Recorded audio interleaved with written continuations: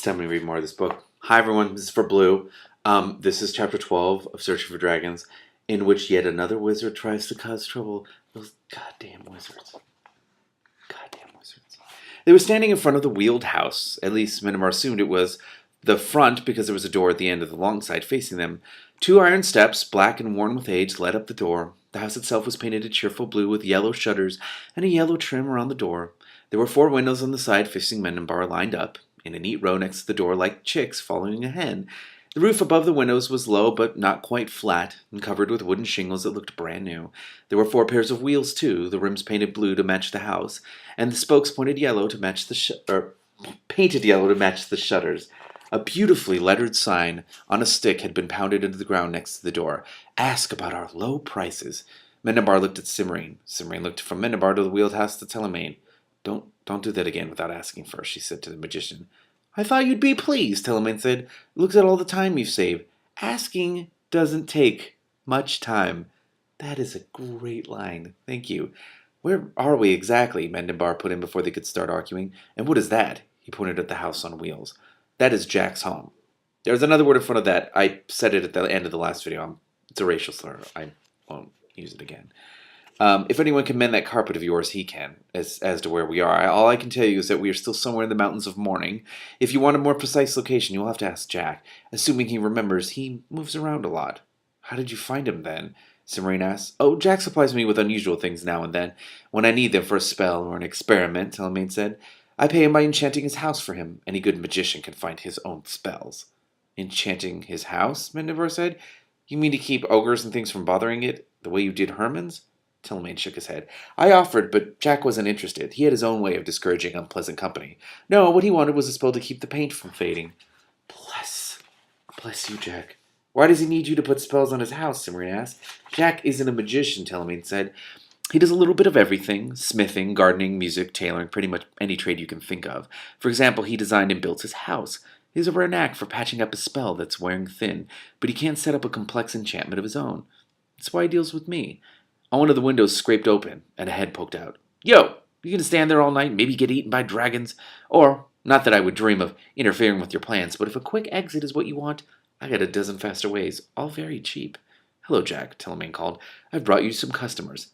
Customers? Why didn't you say so? I'll be right out. The head vanished and the windows screeched close. Customers, Cimmerine said, looking at Telemaine. You want that carpet fixed, don't you? Jack came. The door of the house flew open with a bang, and a large man leaped over the steps and landed in front of them.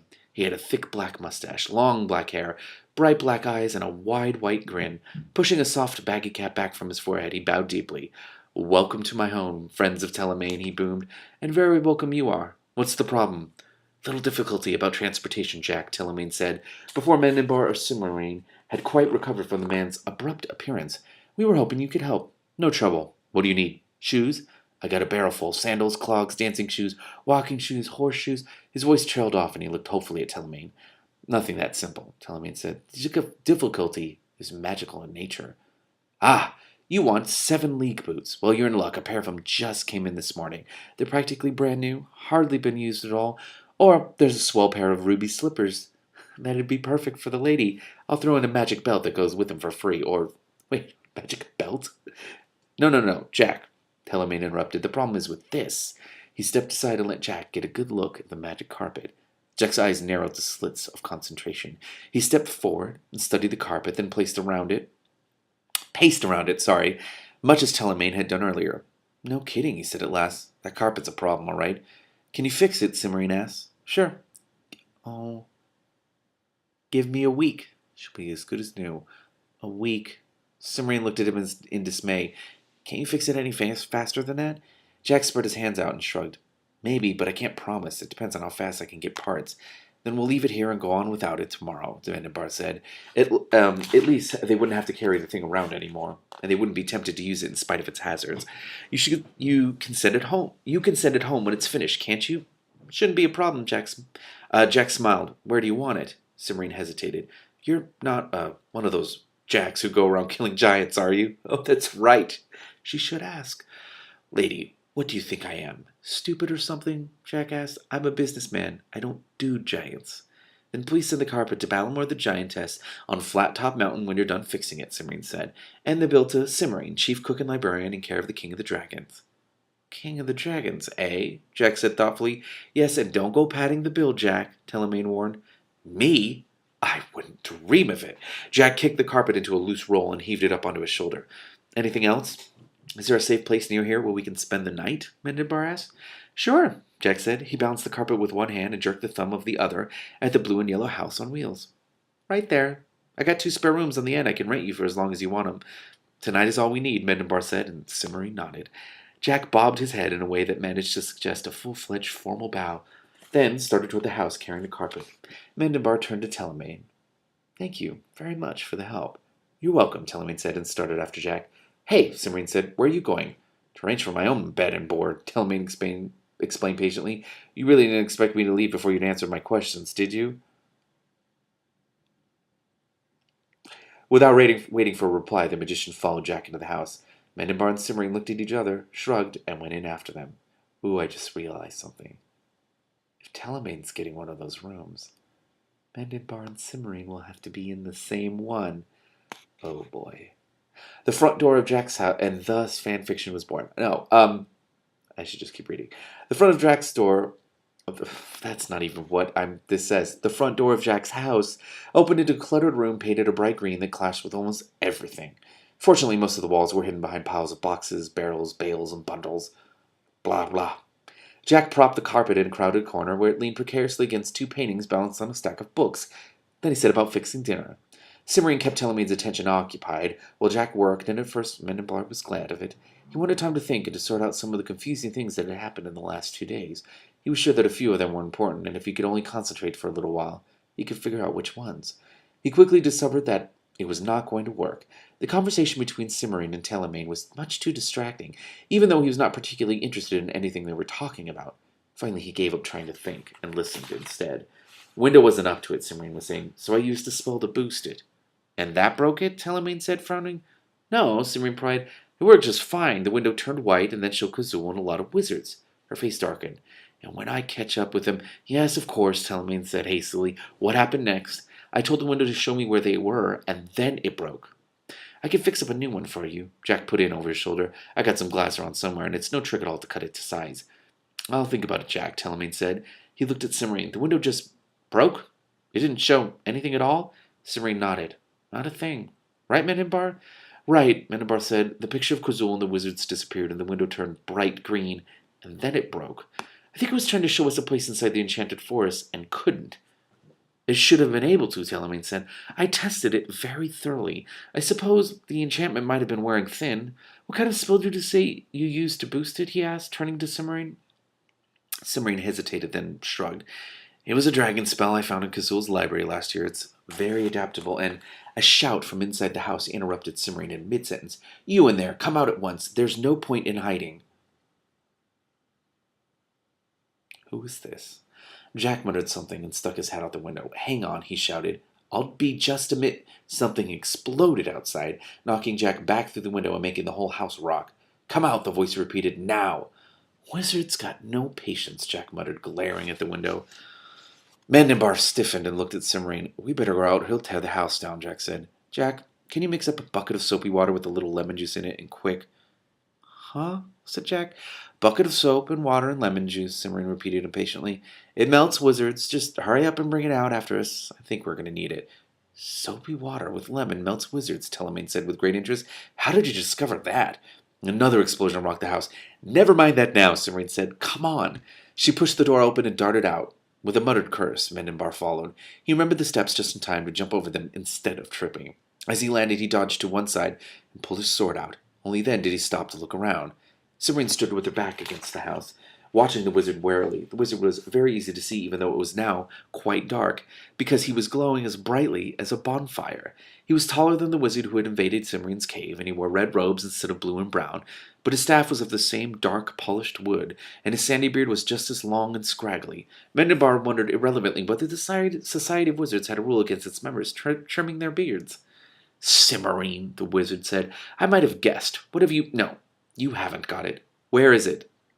Where is what? Mendenbar demanded. And what do you mean by causing all this commotion? Didn't anyone ever teach you to knock on doors and ask for things politely? So, you've picked up a hero, the wizard said to Cimmerian with a sneer. He won't do you any good. Where is it? I don't know what you're talking about, Cimmerian said. Neither does he, Telemaine commented from the doorway, unless he's even more fuzzy-headed than he seems. From the way he's been leaping to conclusions without any evidence at all, that's entirely possible. Bless you, Telemaine. The wizard's eyes narrowed, and he pointed his staff at Telemaine. Who are you? That's the first intelligent thing you've said since you've arrived, Telemaine said. My name is Telemaine. I'm a magician. A magician? The wizard sucked in his breath. I suppose we are after the same thing. I warn you, you had better not cross me. I represent the Society of Wizards in this matter. What matter? Cimmerian said crossly. Yes, you have displayed a lamentable lack of precision in your account of your purposes, Telemaine said. Just what? Mendenbar felt the harsh swell of the wizard's magic an instant before the spell left the man's staff. Without thought, he swung his sword to parry it. As it touched the bolt of magic, the sword hummed hungrily. A shiver ran up Mendenbar's arm, from the hilt of the sword to his shoulder, and the spell was gone. I wouldn't do that again if I were you, Mendenbar told the wizard. Everyone stared at Mendenbar. The wizard was the first to recover. The sword, he cried. I should have seen it at once. Excellent. This makes everything easy. What does he want? He moved the end of his staff a few inches to point at Mendenbar and muttered something under his breath. Mendenbar sensed magic building up in the staff again. This time he didn't wait for the wizard to release the spell. He pushed a tendril of his own magic out through the sword and touched the wizard's staff gently with it. Power flowed into the sword like water being soaked up by a sponge. The feeling of magic that surrounded the wizard vanished, and so did his glow. The wizard gave a squawk of surprise. He lowered his staff, staring at Mendenbar. How did you do that? He demanded. You're just a hero. How could you possibly reverse my spell? I didn't reverse your spell, Mendenbar said. I stopped it. That's all. And I'm not a hero. I'm the king of the enchanted forest. The wizard's eyes widened. Certain that the man was going to try another spell, Mendenbar reached out with the sword's magic, hoping to stop him before he could properly begin. He wasn't quite fast enough. As the threads of the sword's magic wrapped themselves around the wizard's staff, the wizard disappeared. Why? What? There was a moment of silence. Mendenbar, what did you do? Cimmerian said at last. Nothing, Mendenbar said. I wasn't quick enough. I'm sorry. I should have expected him to try to get away. Telemaine walked over to the spot where the wizard had been standing. Interesting, he muttered. Very interesting. He bent over, and when he straightened, he was holding the wizard's staff in one hand. Here's your bucket, Jack said from the door of the house. What's all this about wizards? Why is the staff still there? I don't understand. It doesn't matter now, Cimmerian said. He's gone. Then you won't be needing this, Jack said, lifting the bucket. Don't throw it out, Mendenbar said hastily. We might want it later, in case he comes back. I seriously doubt that it's necessary to worry about his return, Telemaine said as he rejoined them. Wizards depend a good deal upon their staffs. Without his, our recent visitor is unlikely to be much of a problem. He sounded very satisfied with himself, and his fingers stroked the staff lightly as he spoke. Then he's sure to come back for it, Cimmerian pointed out. Yes, but how long will it take him to get here? Telemaine responded. I assure you, he didn't transport himself anywhere close by. We'll be long gone by the time he makes his way back. We? Said Mendenbar. Of course, Telemaine smiled. I've been trying to get my hands on one of these. He lifted the wizard's staff for years. You managed to get a hold of one in a few seconds. You don't think I'm going to miss an opportunity like this, do you? Yes. Oh, he's going to join them. It's exciting. If that's all you want, keep it, Mendenbar said. I don't have any use for a wizard's staff. Neither have I, Cimmerian agreed. Telemaine bowed. Well, thank you both. He paused. I would still like to join you if you are willing. There are other matters I find intriguing about you. Completely at sea, Mendenbar stared at the magician. Cimmerian sighed. Mendenbar, your sword is at it again. Worse than ever. I'll bet that's what he means. Oh. Mendenbar put his sword back in its sheath and inspected Telemaine for a moment. The magician was still something of a puzzle, but he had been very helpful so far.